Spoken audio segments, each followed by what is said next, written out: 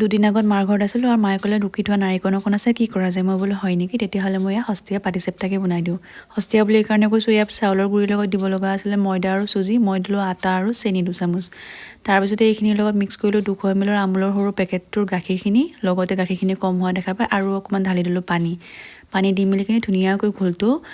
পাতলাই ল'লোঁ পাতলাই লৈ মেলি ছোৱালীয়ে কৈছে যে এনেকুৱা মই বগা পিঠা নাখাওঁ মোক লাগে পিংক কালাৰ পিঠা মানে লাষ্ট ইয়াৰ বনোৱা ভিডিঅ'টো দেখিছিলে পিংক কালাৰ পিঠা খোৱা হয় আকৌ দিলোঁ বিটৰ ৰস এতিয়া পিংক কালাৰৰ ঘোলটো বনাই লৈ ৰাখি দিলোঁ 1 ঘণ্টাৰ কাৰণে আৰু এইপিনে বহাই দিলোঁ নাৰিকলখিনি বহাই দিব লাগিছিলে ঘিত কিন্তু মই ঘিয়ে নিদিলোঁ মিঠাৰ নামত দিলোঁ এনেকৈ জুলীয়া মিঠৈ এইখিনিয়ে অকণমান ডাঠ মাৰিব অকণমান আঠাটো ওলাব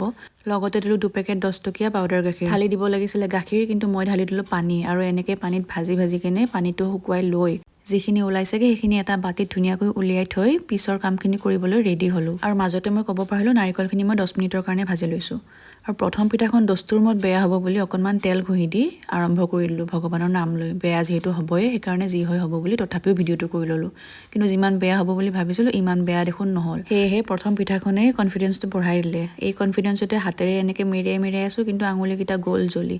তাৰপিছতে উপায় নাই বনাবতো লাগিব ইমানখিনি যোগাৰ কৰি লৈছোঁ যিহেতু তেনেকৈও হৈ গ'ল এনেকুৱা পিঠাকেইখন পিছৰখিনিত ইমান মই তেল দিয়াই নাই পিছৰকেইখনত অকণমান জাষ্ট এক টোপ তেলেৰে মচি দিছোঁ আৰু ধুনীয়াকৈ এনেকৈ উঠি গৈছে